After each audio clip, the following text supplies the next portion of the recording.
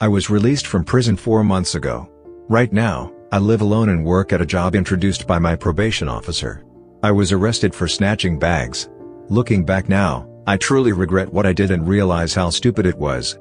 Because one of the victims was injured when I snatched her bag, the case was treated as a series of violent robberies causing bodily harm. On top of that, there were additional charges, so contrary to the lawyer's initial expectations, my sentence was heavier. My 3 partners and I planned the bag snatching and did it almost daily. First, we'd steal a scooter, which added a theft charge, and ride it double. Then we'd come up from behind a middle-aged woman on a bicycle who had her bag in the front basket and snatch it. Just the classic method. The third accomplice stayed in touch with us by phone, making sure there were no patrol cars nearby. Our preferred targets were older ladies coming out of the bank. At the highest stake, we once got close to 500,000 yen from a single bag. We only stole the cash. We never touched the wallet or the cards. One time, I found a bank book in a snatched bag with a piece of paper that seemed to have a pin on it, but we left it alone because we didn't want to risk being traced. We repeated these thefts in the same area for over 3 months. But one day flyers describing our characteristics in detail began to appear everywhere. Physical features, the fact we targeted people coming out of banks, and so on. One of my buddies had a mole on his cheek, and the flyer even mentioned the position of that mole. We got really spooked and decided to lay low for a while. But once you experience how easy it is to make money like that, it's not so simple to quit. We only held off for about a week before starting up again. After discussing it, we decided to change the time of day. Until then, it was mostly in the late afternoon, but we switched to targeting people in the middle of the night. Starting around 11 p.m., we cruised around on the scooter looking for a victim, but found none. Obviously, you're not going to see an older lady riding a bike with her purse in the front basket in the dead of night. In fact, driving a stolen scooter double in the middle of the night, when there were fewer people and cars around, was riskier. If the police saw us, we'd definitely get stopped. So we moved out to a suburban area far from the city, hoping to find some prey there. It was a large residential area carved out of the mountains. We planned on ambushing someone on their way home, but found no one. We started saying, "Forget it for tonight," when off in the distance, we spotted a woman walking. She was heading in the direction of the mountain, I think. We slowly approached from behind to check her out. Her hair was extremely long, and I guess she was tall too. She was wearing a white one-piece dress. It was late October, and the nights were cold, but for some reason she had on just a dress. At the time, I was so focused on the snatch that I didn't find it odd. She was carrying a large black bag in her left hand. One of my buddies said, "Let's go for that one." Normally, I would never choose someone like that, because it seemed unlikely that she'd be carrying a lot of money in her bag. But I was on edge at the time and agreed. I slowly closed in on her. The way she walked was strange, hard to explain, but it was like she was dragging her toes along the ground, a gait I'd never seen before. I had the scooter's lights off, but of course the engine noise couldn't be hidden. Still, she just kept walking. When we got about 5 meters behind her, all of a sudden she whipped around, like bam. It startled me. One of her eyes was swollen shut, and she had this creepy grin on her face, mouth stretched wide, like she was going A. Even though she was grinning from ear to ear, it somehow looked like she was crying at the same time.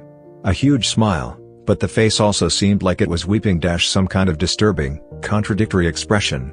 Oh shit. This is bad. That's what ran through my mind, but I couldn't stop driving. Right when we were alongside her, I realized my buddy on the back had snatched her bag. He tapped me on the right shoulder from behind. That was our usual signal to bolt. I hit the gas as hard as I could. After about 5 minutes, we came to an empty lot, something like a small clearing, and I pulled over. My buddy in the back hadn't said a word the whole time we were fleeing. I was more interested in that woman than the money, so I immediately got off the scooter and said, "Did you see that chick? Man, she was seriously gross." My buddy was standing behind me, clutching the black bag that woman had been carrying as if it were precious, staring down at the ground and muttering to himself. "Hey, dude, what's up?" I asked, but he didn't answer. "Cut it out, man. Knock off the cheesy act," I said, but he didn't react at all. He just kept hugging that bag, muttering to himself, face down. I tried pretending to get mad and talk to him in different ways, but there was zero response, like he couldn't even see me. "Hey, let's just go home." "Get on," I said, but he wouldn't move. I started panicking about what to do. Calling an ambulance seemed like the best option, but obviously I couldn't do that. Then I thought about asking someone to drive out and pick us up, but I had no idea where we were, except that it was near a mountain in a convoluted residential area. Plus, the way he was acting totally freaked me out. If he never snapped out of it. All sorts of terrible thoughts crossed my mind. I figured maybe this was karma for all the bad stuff we'd done. "Come on, man, please get on the back. If you don't, I can't get home," I shouted, but he just kept muttering. I couldn't understand a word he was saying. I was smoking and thinking, this is so messed up. When it occurred to me the bag he was hugging might be the cause of all this, I tried pulling it away from him. At that moment, he let out this low growl like "ha-ooah," and shot me a terrifying glare. His eyes were bloodshot bright red. I was freaking out, but I thought if I could separate him from that bag, maybe he'd return to normal. So I used all my strength to yank it away. We ended up in a brief tug of war, but I managed to shove his shoulder hard and grab it from him. The bag felt weirdly squishy - some bizarre texture. I thought I'd better not look inside. But I did anyway, not for the money, but out of curiosity. The moment I opened it, a foul stench hit me. It smelled rotten. Inside was a bundle of what looked like umbilical cords. I'd seen my own umbilical cord before, and it definitely seemed like that. "What the hell is this?" I yelled. There were also several photos. A middle-aged man playing with his daughter. Pictures in town, maybe at an amusement park, or in front of a house. I wondered if it was that creepy woman's husband and daughter. But there was also a woman in some of those photos who looked like she could be the mother. And all the angles were odd. None of them were posed. It was obvious they'd been taken secretly. On a few of those photos, there was a black handwritten character that looked like.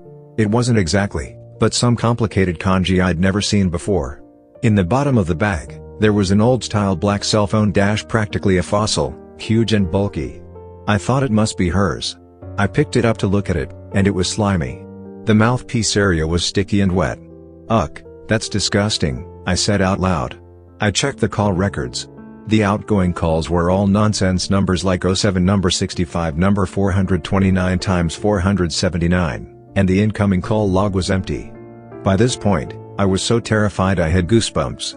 It was clear that woman wasn't sane. My buddy, still muttering to himself, looked at me with loathing as I rifled through the bag. Sticking my hand deeper inside, I found a small wooden box about 15 centimeters in size. I tried opening it, but it wouldn't open. When I shook it, I heard something rattle inside. I couldn't confirm what it was. I put the photos, the phone, the bundle of umbilical cords, and the wooden box back into the bag. Then I hurled it as hard as I could toward some trees beyond the clearing. After that, I yelled, "Come on. Enough already, let's go." My buddy, who had been staring at the ground muttering until then, suddenly turned in a completely different direction and gave a big, eerie grin. I followed his gaze. About 20 meters away, there was a woman. It was too dark to see clearly, but I instinctively knew it was her. For a few seconds, I couldn't move. I just stared at her. I could tell she was facing us, but couldn't tell if she was looking at me or at my buddy. Suddenly, she started walking toward us with that same bizarre gait. In that moment, I sprinted for the scooter and tore off. I left my buddy behind. My arms and legs were shaking so badly I almost crashed several times on the way home. I tried calling him on his phone again and again, but there was no answer. I barely slept that night, and the next day I was worried about him, so I kept calling, but still got nothing. He lived with just his father - his mother was gone. His father was in the hospital for some kind of internal illness, and they didn't get along, so I figured no one would notice if he disappeared for a while. But I couldn't just leave it alone. I went to see the senpai, an older friend I trusted most, and told him everything. He slapped me across the face multiple times. He was furious about the bag snatching and about me abandoning my buddy. "Just take me to the place," he said. So I got in his car and headed back to where I'd left my buddy. That senpai brought a friend of his I didn't know. The three of us drove around trying to find the spot, but it looked different in the daytime, and I'd been in a rush the night before, so it took a while to figure out where it was. Over an hour of searching, we finally got there in the late afternoon. There was nothing. No sign of my buddy or that woman. "Are you sure this is the place?" the senpai asked. But I found one of my cigarette butts on the ground, so there was no doubt. We looked around for the bag I'd thrown, but didn't find it. It couldn't have gone that far, yet it was gone. We turned up nothing and headed back. On the way, my senpai strongly urged me to turn myself in. He said we had a missing person on our hands and that I needed to come clean about everything. After 2 days of agonizing, I finally went to the local police station. The detective who showed up looked surprised and asked, "What do you want?" I'd never dealt with him before, so I found it odd. Turns out, they'd been keeping tabs on me for weeks in connection with a scooter theft and were about to request a warrant for my arrest. They'd also been staking out my place. They noticed that I hadn't done any more snatching, so they planned to nab me on the separate bike theft charge. They were shocked that I turned myself in. I told the detective everything, desperately trying to convey what happened that night, but he barely reacted like he thought I was lying to help my buddy run away. In the end, they never found my missing friend, and there was no warrant out for him. My lawyer said that might be because he was still 19 he hadn't had his birthday yet. Eventually, I was sentenced to 5 years and 6 months in prison. I didn't appeal and just served my time.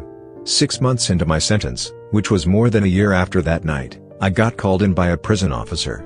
In the room, I saw that same detective from before. He told me that my missing buddy had been found dead and naked the day before. I'll skip the details, but although the official cause of death was determined to be hypothermia, for about a week starting that day, the detective came to the prison daily to question me. I asked him, "Do you suspect me of killing him?" He replied, "No, you couldn't have done it."